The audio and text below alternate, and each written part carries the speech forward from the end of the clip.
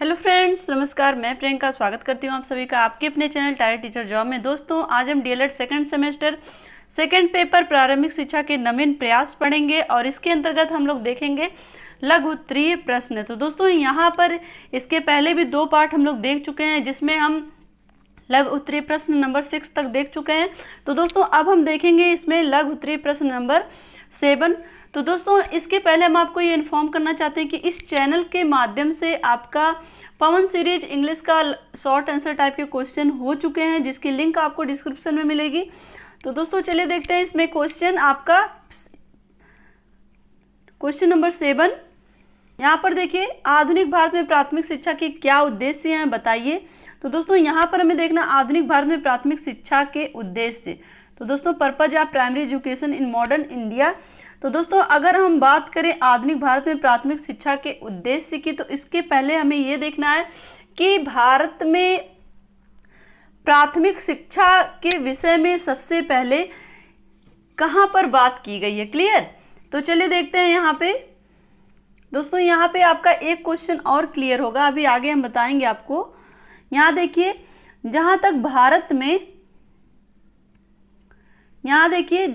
भारत में प्राथमिक शिक्षा के उद्देश्य निश्चित करने की बात है, इस संबंध में सर्वप्रथम भारतीय शिक्षा आयोग हंटर कमीशन 1883 ने अपने विचार व्यक्त किए। तो दोस्तों, अगर यहाँ पर आपको आधुनिक भारत में प्राथमिक शिक्षा के उद्देश्य ना पूछ करके हंटर कमीशन भी पूछे ना, तब भी आपका आंसर सेम होगा। यहाँ पे इसका मतलब हमारा एक साथ 2 क्वेश्चन कंप्लीट हो रहा है, क्योंकि दोस्तों हंटर कमीशन में पहली बार प्राथमिक शिक्षा के बारे में बात हुई थी। हंटर कमीशन एक ऐसा कमीशन था जिसमें प्राथमिक शिक्षा की बात की गई थी।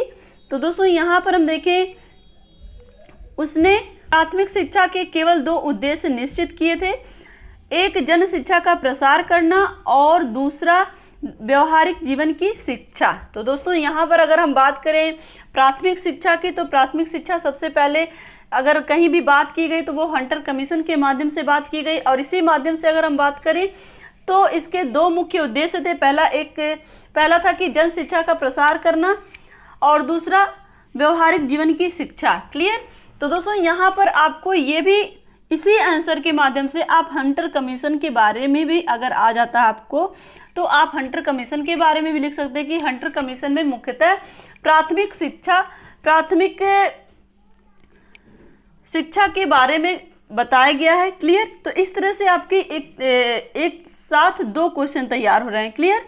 अब हम यहाँ देखें, तब से अब तक हम इन्हीं उद्देश्यों को भाषाई अंतर से व्यक्त करते रहे हैं। तो दोस्तों, प्राथमिक शिक्षा के जो मुख्य 2 उद्देश्य थे वो आज भी इन्हीं उद्देश्यों के आधार पर भाषाई अंतर से व्यक्त करते रहे हैं। नवंबर 2000 में राष्ट्रीय शैक्षिक अनुसंधान एवं प्रशिक्षण परिषद, जिसको हम कहते हैं एनसीईआरटी, ने विद्यालय शिक्षा हेतु जो राष्ट्रीय पाठ्यचर्या की रूपरेखा दस्तावेज प्रकाशित की थी, उसमें विद्यालय शिक्षा के 20 से 25 उद्देश्य निर्धारित किए गए हैं। तो दोस्तों, इसी को आधार बनाकर एनसीईआरटी ने भी शिक्षा के 20 से 25 उद्देश्य निर्धारित किए। इन उद्देश्यों के आधार पर हम प्राथमिक शिक्षा के उद्देश्यों को निम्नलिखित रूप में क्रमबद्ध कर सकते हैं। क्लियर? तो दोस्तों, यहाँ पर सबसे पहले आपको क्या लिखना है?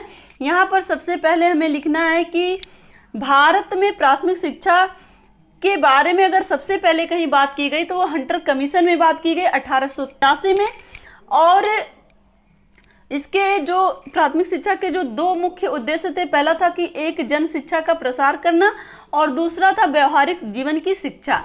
दोस्तों, और ये इसी उद्देश्य के आधार पर आगे बढ़ता रहा प्राथमिक शिक्षा।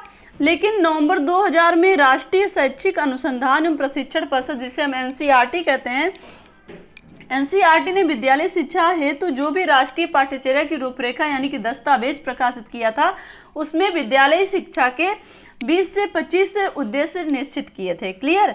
इसके पहले क्या उद्देश्य थे? केवल 2 उद्देश्य थे। यहाँ पे आपको यही ध्यान देना है कि इसके पहले हंटर कमीशन 1883 में शिक्षा के केवल 2 उद्देश्य थे। अब 2000 में जब नवंबर में एनसीईआरटी ने 20 से 25 उद्देश्य इसके निर्धारित किए, जो भी उसकी रूपरेखा निर्धारित की गई थी उस दस्तावेज की, उसमें केवल 20 से 25 उद्देश्य निर्धारित किए गए थे। और उन्हीं 20 में से 25 उद्देश्य में से कुछ उद्देश्य यहाँ पर हम नीचे देखेंगे।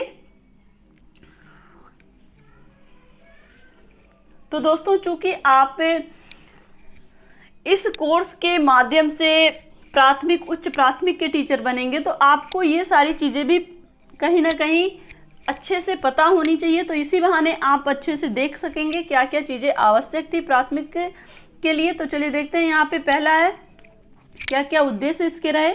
पहला है कि बच्चों को स्वास्थ्य संबंधी नियमों का ज्ञान कराना है तथा उन्हें स्वास्थ्यवर्धक क्रियाओं में प्रशिक्षित करना है। क्लियर, यानी कि यहाँ पे पहला क्या है, हेल्थ से रिलेटेड है, जिसमें बच्चों को प्रशिक्षित भी करना है उनके स्वास्थ्य से संबंधित। और दूसरा क्या है, बच्चों की उनकी मातृभाषा यानी कि क्षेत्रीय भाषा और उनकी प्राकृतिक एवं सामाजिक पर्यावरण का ज्ञान कराना।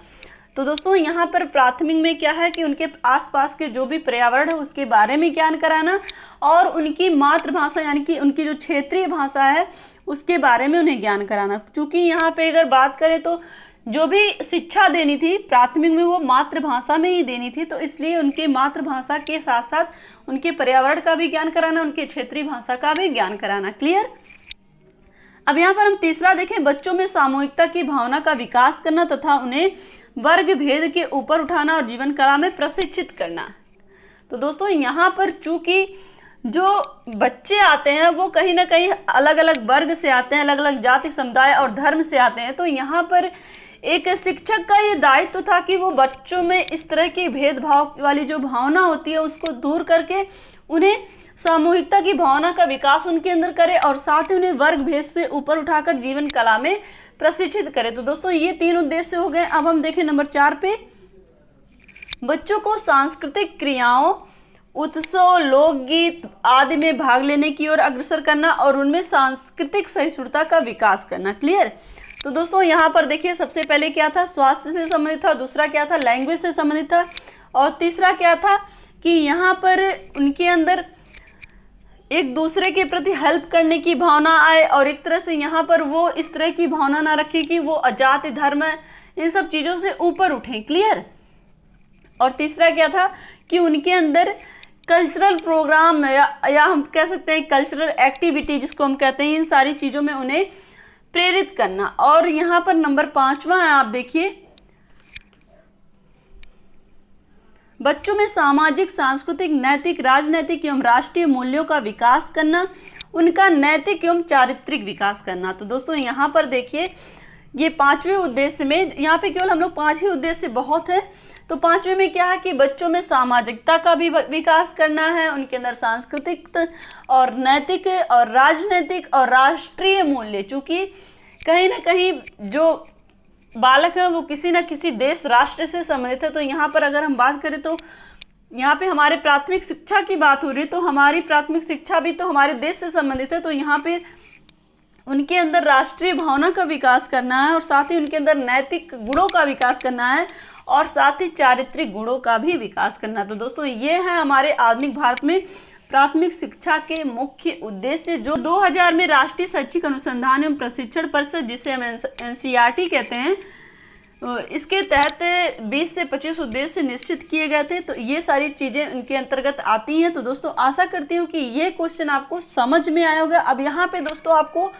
ये दिमाग से निकाल दीजिए कि ये क्वेश्चन मुझे रटना है, इसमें आपको रटना नहीं है। सबसे पहले मैंने क्या बताया आपको कि यहाँ पे आपको अगर प्राथमिक शिक्षा से संबंधित उद्देश्य या प्राथमिक शिक्षा से संबंधित कुछ भी पूछा जाता है तो भारत में प्राथमिक शिक्षा से संबंधित जो भी बातें सबसे पहली कही गई वो हैं आपकी हंटर कमीशन 1883 से।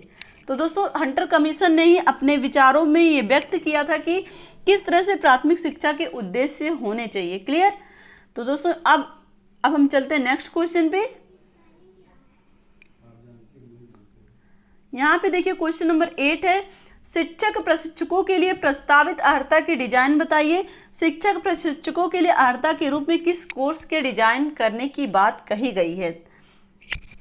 तो दोस्तों यहाँ पर हम देखें शिक्षक प्रशिक्षकों के लिए अर्हता, प्रस्तावित अर्हता। तो दोस्तों यहाँ पर जो अर्हता होती है उसमें अगर हम आयु की बात करें तो न्यूनतम आयु होती है 40 ईयर। क्लियर, यानी कि 40 वर्ष। अब हम देखें योग्यता। यहाँ पे देखें योग्यता, तो योग्यता आपकी है पहला परास्नातक यानी कि आपका MA, नंबर 2 पर हम देखें प्रारंभिक शिक्षा प्राप्त, जिसको हम बीटीसी या समकक्ष, जिसे हम अब डीएलएड के नाम से जानते हैं। और तीसरा है आपका शिक्षा में स्नातक यानी कि बीएड। और यहाँ पर देखिए नंबर 4 पर है शारीरिक शिक्षा एवं कार्यानुभव में स्नातक। नंबर 5 पर है प्रस्तावित एमटीए उपाधिकारक शिक्षण निष्णात, मास्टर ऑफ टीचिंग जिसे हम कहते हैं। नंबर 6 पर हम देखें कम से कम 5 वर्ष का शिक्षण अनुभव। और नंबर 7 पर है व्यक्तिगत रूप से आदर्श शिक्षक तथा व्यवसाय के प्रति समर्पित व निष्ठावान। तो दोस्तों ये सारी योग्यताएं हैं। इन सारी योग्यताओं में आपको सबसे ज़्यादा याद करने की आवश्यकता है ये डीएलएड, बीएड और शारीरिक शिक्षा में कार्यानुभव और स्नातक, और कम से कम 5 वर्ष का अनुभव, और व्यक्तिगत रूप से आदर्श शिक्षक तथा व्यवसाय के प्रति समर्पित और निष्ठावान। तो ये सारे आपके पॉइंट आपको लर्न होने चाहिए। अब देखिए यहाँ पे वरीयता के बारे में दिया गया है। दोस्तों यहाँ वरीयता की बात हम करें जिसे हम कहते हैं वरीयान, तो इसमें एमएड और पीएचडी शिक्षा ये दोनों ही अन्य व्यवसायगत दक्षता पुरस्कार तथा प्रस्तावित एमटीएच मास्टर ऑफ टीचिंग उपाधि, ये इन सारी चीज़ों को वरीयान यानी कि वरीयता दी जाती है। अगर ये सारी डिग्री हैं तो उनको वरीयता दी जाती है। इसके अलावा ठीक, अब यहाँ पर हम देखें भर्ती, इसकी भर्ती कौन करता है। ठीक, यहाँ पे देखिए राज्य लोक सेवा आयोग, राज्य शैक्षिक अनुसंधान एवं प्रशिक्षण परिषद, राष्ट्रीय अध्यापक शिक्षक परिषद के नियंत्रण में आयोजित परीक्षा एवं साक्षात्कार। तो ये लोग कौन है, ये लोग भर्ती करता है, जो कि भर्ती करते हैं जिसमें राज्य लोक सेवा आयोग के माध्यम से भर्तियां निकाली जाती हैं, राज्य शैक्षिक अनुसंधान एवं प्रशिक्षण परिषद के माध्यम से, और राष्ट्रीय अध्यापक शिक्षक परिषद के नियंत्रण में ये सारी परीक्षाएं आयोजित होती हैं और इनमें साक्षात्कार भी होते हैं भर्ती के लिए। क्लियर। अब आगे हम देखें, यहाँ पे देखिए इस प्रकार जिसका विस्तारण किया जा सकता है, शिक्षकों को शिक्षा देने हेतु अध्यापक प्रशिक्षक पाठ्यक्रम का विकास एवं शिक्षक प्रशिक्षक शिक्षा की व्यवस्था करने से राष्ट्र में एक ऐसे शिक्षक होंगे जो समाज तथा राष्ट्र को योग्य कर्तव्यनिष्ठ आदर्श नागरिक दे सकेंगे। तो दोस्तों राष्ट्रीय अध्यापक परिषद को इस संबंध में पहल करनी चाहिए। तो दोस्तों अगर हम बात करें एनसीटीई आपके जो भी शिक्षक प्रशिक्षण से संबंधित जो भी कार्यक्रम होते हैं वो एनसीटीई निर्धारित करती है। तो दोस्तों यहाँ पर हम बात करें इन सारी चीज़ों के बारे में पहल एनसीटीई को ही करनी चाहिए। तो दोस्तों आशा करती हूँ कि ये क्वेश्चन भी आपको समझ में आया होगा। दोस्तों अगर ये क्वेश्चन देखिए अभी कभी पूछा नहीं गया, लेकिन अगर पूछा जाता है तो ये क्वेश्चन आप इसी तरह से लिखेंगे जिसमें आपके अर्हता में न्यूनतम आयु सबसे पहले है, फिर उसके बाद योग्यता है, फिर वरीयान है, फिर भर्ती है। और इस तरह से यहाँ पर देखिए कि अलग अलग योग्यता के आधार पर जो भर्ती की जाती है अलग अलग संस्थाओं के माध्यम से, जिसमें आपका राष्ट्रीय अध्यापक परिषद जो एनसीटीई के मानक के आधार पर ही इसमें सारी भर्तियां की जाती हैं। क्लियर। अब हम चलते हैं नेक्स्ट क्वेश्चन पे।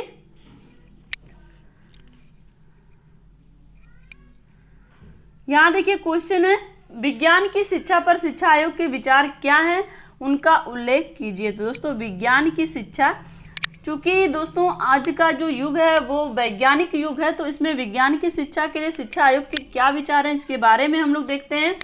तो दोस्तों शिक्षा आयोग का मानना है कि विज्ञान की शिक्षा भारत की प्रगति, सुरक्षा तथा कल्याण के लिए परम आवश्यक है। अतः उसने विज्ञान की शिक्षा उसमें गणित एवं प्रौद्योगिकी को भी शामिल किया है। इसके प्रसार के लिए अनेक महत्वपूर्ण सुझाव दिए हैं। तो दोस्तों अगर हम बात करें शिक्षा आयोग की, तो शिक्षा आयोग ने भारत की प्रगति और सुरक्षा और कल्याण के लिए विज्ञान की शिक्षा को परम आवश्यक बताया है। क्योंकि दोस्तों आज कल जो युग है आज का वो भौतिक युग है, और जिसमें वैज्ञानिक युग भी कहा जा सकता है इस युग को। तो दोस्तों विज्ञान की खोज और विज्ञान की प्रगति के लिए अलग अलग क्षेत्र में विज्ञान की बहुत बड़ी महती भूमिका है, हम कह सकते हैं। तो दोस्तों यहाँ पर हम देखें प्रसार के लिए महत्वपूर्ण सुझाव, और यहाँ पे नीचे हम देखें इसमें देखिए पहला है विज्ञान एवं प्रौद्योगिकी की शिक्षा को देश के आर्थिक एवं औद्योगिक विकास से संबंधित किया जाना चाहिए। तो दोस्तों यहाँ पर पहला क्या कह रहा है कि विज्ञान और प्रौद्योगिकी की शिक्षा इसलिए भी आवश्यक है जिससे देश में आर्थिक एवं औद्योगिक विकास किया जाए।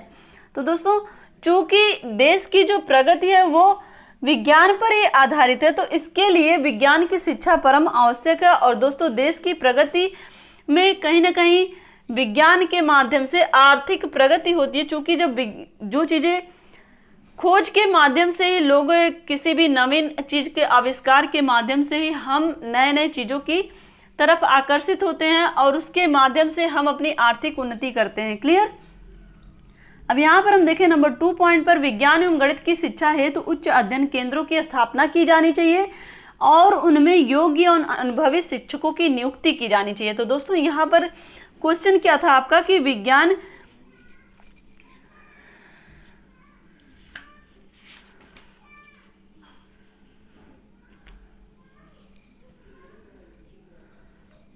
दोस्तों यहाँ पर क्वेश्चन आपका था कि विज्ञान की शिक्षा पर शिक्षा आयोग के विचार क्या हैं। तो इसमें अगर हम बात करें विज्ञान की शिक्षा की, तो विज्ञान एवं गणित की शिक्षा है तो उच्च अध्ययन केंद्र की स्थापना की जानी चाहिए कि दोस्तों जिसके माध्यम से हमारे जो आज की भावी पीढ़ी है जो आगे चल करके एक उच्च स्थान प्राप्त करेगी, एक तरह से हम कह सकते हैं भविष्य में वो भावी नागरिक के रूप में आगे बढ़ेगी। तो अगर वो पहले से ही विज्ञान और गणित के माध्यम से उच्च शिक्षा प्राप्त करेगी, अपना अध्ययन करेगी, तो कहीं ना कहीं देश की उन्नति में वो भागीदार होगी। तो दोस्तों उसके लिए केंद्र की तो आवश्यकता है ही, साथ ही अनुभवी शिक्षकों की भी नियुक्ति की जानी चाहिए जिससे कि वो शिक्षक उन्हें बहुत ही बेहतर ढंग से उनके विषय में उनको निपुण बना पाएं और वो देश की उन्नति में भागीदार हो पाएं। क्लियर। यहाँ पर हम देखें नंबर 3 पॉइंट पर, विज्ञान से संबंधित विषयों के सैद्धांतिक एवं प्रयोगात्मक पक्षों में समन्वय स्थापित किया जाना चाहिए। तो दोस्तों अगर हम बात करें विज्ञान से संबंधित विषय, जो भी विषय विज्ञान से संबंधित है उनमें सैद्धांतिक यानी कि थ्योरेटिकल और प्रैक्टिकल दोनों ही चीज़ों को समन्वय स्थापित किया जाना चाहिए कि किस तरह से थ्योरी के माध्यम से और प्रैक्टिकल के माध्यम से हम चीज़ों को और अच्छे ढंग से छात्रों को बता सकते हैं, जिसमें एक निपुण शिक्षक की आवश्यकता है।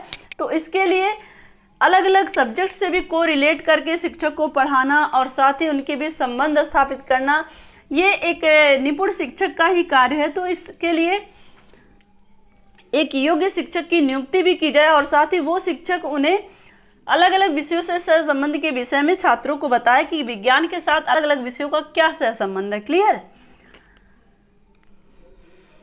अब हम देखें नंबर 4 पॉइंट पर, प्रत्येक कॉलेज या विश्वविद्यालय में विज्ञान की पूर्णतया सुसज्जित प्रयोगशालाएं एवं वर्कशॉप की व्यवस्था होनी चाहिए जिसमें छात्रों को विभिन्न यंत्रों का प्रयोग करना भली भांति सिखाया जाना चाहिए। तो दोस्तों सबसे महत्वपूर्ण इसमें क्या है कि जो भी शिक्षक होगा वो योग्य और निपुण हो। जब वो योग्य और निपुण होगा तभी वो अपने छात्रों की आवश्यकता, क्षमता और रुचि का ध्यान रखते हुए उनके लिए जो भी एक विज्ञान शिक्षक के लिए जो भी अपने छात्रों को शिक्षण कार्य देने के लिए प्रयोगशाला की आवश्यकता होती है और वर्कशॉप की व्यवस्था, इन सब चीज़ों को वो सही ढंग से करवा पाएगा अपने प्रबंधक के माध्यम से और जो भी प्रशासन से संबंधित लोग हैं उनके माध्यम से। तो दोस्तों इसमें और साथ ही जो भी विभिन्न तरह के यंत्र हैं उसके विषय में उन्हें भली भांति समझा भी पाएगा। अब हम देखें यहाँ पे लास्ट पॉइंट है, विश्वविद्यालय अनुदान आयोग को एक अखिल भारतीय समिति का निर्माण करना चाहिए और इस समिति को 2 से 3 वर्ष के इकरारनामे पर विज्ञान के विजिटिंग प्रोफेसरों की नियुक्ति करनी चाहिए। तो दोस्तों यहाँ पर देखिए विश्वविद्यालय अनुदान आयोग के माध्यम से एक समिति का गठन किया जाए और उस समिति के माध्यम से विजिटिंग प्रोफेसर की नियुक्ति की जाए जिससे कि जो भी कार्य हो रहे हैं वो सही ढंग से हो रहे हैं, शिक्षण कार्य सही ढंग से हो रहा है कि नहीं, जो भी विषय है उस विषय में छात्रों को सही ढंग से अधिगम कराया जा रहा है कि नहीं, इन सब चीज़ों के बारे में वो विजिट कर सकें। तो दोस्तों आशा करती हूँ कि ये जो चीज़ें आप पढ़े हैं, ये सारी चीज़ें जो आपने देखी, विज्ञान की शिक्षा पर शिक्षा आयोग के विचार, इन सब के बारे में आपको अच्छे से समझ में आया होगा कि किस तरह से विज्ञान की प्रगति देश की आर्थिक और औद्योगिक विकास से संबंधित होनी चाहिए और साथ ही जो भी छात्र शिक्षा प्राप्त कर रहे हैं उनके लिए विज्ञान की शिक्षा किस तरह से महत्वपूर्ण होनी चाहिए। और साथ ही यहाँ पे अगर हम बात करें योग्य शिक्षकों की, तो योग्य शिक्षकों की भी महत्वपूर्ण भूमिका होती है देश की उन्नति में भागीदार होने के लिए, देश की उन्नति में योगदान देने के लिए। तो दोस्तों आशा करती हूँ कि ये सारा क्वेश्चन आपको समझ में आया होगा। अब हम आगे बढ़ते हैं। दोस्तों यहाँ पर हम देखें क्वेश्चन नंबर 10 है आपका, ब्रिज कोर्स से आप क्या समझते हैं। तो जो बालक शिक्षा से वंचित हैं उनको शिक्षा की धारा से जोड़ने तथा सर्व शिक्षा अभियान के मुख्य उद्देश्य सब पढ़े को सफल बनाने हेतु तो ब्रिज कोर्स का संचालन किया जाता है। तो दोस्तों ब्रिज का मतलब होता है, ब्रिज का अगर हम ऐसे ही अर्थ निकालें तो ब्रिज का क्या मतलब होता है। ब्रिज मतलब होता है कि सड़क के दो किनारों को आपस में जोड़ना, क्लियर, जिसके नीचे से कोई भी नदी या नहर गई हो। तो दोस्तों यहाँ पर ब्रिज कोर्स भी ऐसे ही लोगों के लिए है जो शिक्षा से वंचित हैं और उनकी शिक्षा की जो धारा है वो कहीं विपरीत दिशा में है, तो उस धारा को सही दिशा में जोड़ने का सही कार्य करता है ब्रिज कोर्स। तो सर्वप्रथम दोस्तों ब्रिज कोर्स जो आया है ये सर्व शिक्षा अभियान के मुख्य उद्देश्य सब पढ़ें को सफल बनाने हेतु तो ब्रिज कोर्स का संचालन किया गया। तो दोस्तों यहाँ पे आपको सबसे ज़्यादा ध्यान देने की कहाँ जरूरत है कि सबसे पहले आपको ये जानना है कि ब्रिज कोर्स है क्या। ब्रिज कोर्स शिक्षा से वंचित और जो भी शिक्षा की मुख्य धारा से जो भटक चुके हैं उनको सही शिक्षा की धारा में जोड़ना है। और दोस्तों यहाँ पर आपको ब्रिज कोर्स की शुरुआत कहाँ से है, तो ब्रिज कोर्स सर्व शिक्षा अभियान के ही मुख्य उद्देश्य सब पढ़ें को सफल बनाने हेतु तो ब्रिज कोर्स का संचालन किया जाता है। अब यहाँ पर हम देखें ब्रिज कोर्स के लिए शिक्षण शिविर का चयन ब्लॉक स्तर पर किया जाता है। तो दोस्तों यहाँ पे सबसे ज़्यादा आपको कहाँ ध्यान देने की जरूरत है कि जो ब्रिज कोर्स के लिए जो शिक्षण शिविर का चयन किया जाता है वो ब्लॉक स्तर पर किया जाता है। यहाँ पे ये चीज़ आप ध्यान रखेंगे कि ब्रिज कोर्स के लिए शिक्षण शिविर का चयन ब्लॉक स्तर पर किया जाता है और इस कोर्स के शिक्षण शिविर के लिए 40 बालकों हेतु तथा 40 से अधिक बालकों के लिए 2 अनुदेशकों की नियुक्ति की जाती है। दोस्तों यहाँ पर जो भी शिविर आयोजित किए जाते हैं, जो शिक्षण शिविर आयोजित, उसमें 40 बालक या उससे अधिक 40 बालक से भी अधिक बालकों के लिए 2 अनुदेशकों की नियुक्ति की जाती है। और ब्रिज कोर्स के लिए सामग्री न्याय पंचायत संसाधन केंद्र प्रभारी द्वारा क्रय किया जाता है। तो जो भी उस कोर्स के संचालन के लिए जो भी सहायक सामग्री की आवश्यकता होती है उस सामग्री की पूर्ति कौन करता है, न्याय पंचायत संसाधन केंद्र प्रभारी, जो भी वहाँ का केंद्र प्रभारी होता है वो उस सारे सामग्रियों की पूर्ति करता है। और इस कोर्स हेतु रोजाना 9 बजे से लेकर के 3 बजे तक प्रतिदिन 6 घंटे शिक्षा प्रदान करने का प्रावधान है, क्लियर। यानी कि 9 बजे से लेकर के 3 बजे तक इसमें क्लासेस चलती हैं और यानी कि 6 घंटे का शिक्षण कार्यक्रम होता है। तो दोस्तों आशा करती हूँ कि ये क्वेश्चन भी आपको समझ में आया होगा कि यहाँ पर ब्रिज का मतलब क्या है कि 2 छोर को आपस में जोड़ना और साथ ही जो भी शिक्षा से वंचित हैं या शिक्षा की धारा से अलग हैं तो उन्हें शिक्षा की मेन धारा में ला करके जोड़ना और साथ ही सर्व शिक्षा अभियान के मुख्य उद्देश्य सब पढ़ें को सफल बनाने के लिए ब्रिज कोर्स का संचालन किया गया। और ये ब्लॉक स्तर पर इसका शिक्षण शिविर लगाया जाता है और इसमें 40 बालक या 40 से अधिक बालकों के लिए 2 अनुदेशकों की नियुक्ति की जाती है। और ब्रिज कोर्स के लिए जो सामग्री मुहैया कराता है न्याय पंचायत संसाधन केंद्र प्रभारी होता है, क्लियर, ये सारी चीज़ें। और इसमें रोजाना 9 बजे से लेकर 3 बजे तक यानी कि 6 घंटे का शिक्षण कार्यक्रम होता है। तो इतनी चीज़ें ही आपको लिखनी है। ये सारी चीज़ें आप रटेंगे नहीं, समझने की कोशिश करेंगे क्योंकि रटी हुई चीज़ें भूल सकती हैं लेकिन समझी हुई चीज़ें नहीं भूलती हैं। तो दोस्तों आज के लिए बस इतना ही। नेक्स्ट वीडियो में हम देखेंगे क्वेश्चन नंबर 11 से।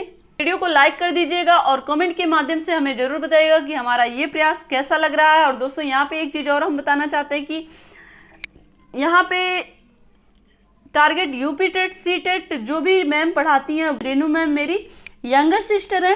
तो दोस्तों यहाँ वीडियो को अपने दोस्तों के साथ शेयर कर दीजिएगा। और अगर आप चैनल पर नए हैं तो प्लीज़ चैनल को सब्सक्राइब करके बेल आइकन बटन को ज़रूर प्रेस कर लीजिएगा जिससे हमारे सभी वीडियोज की नोटिफिकेशन आपको मिल सके। तो इस तरह से आप अपनी पढ़ाई जारी रखिए। हमसे जुड़ने के लिए थैंक यू सो मच। जय हिंद।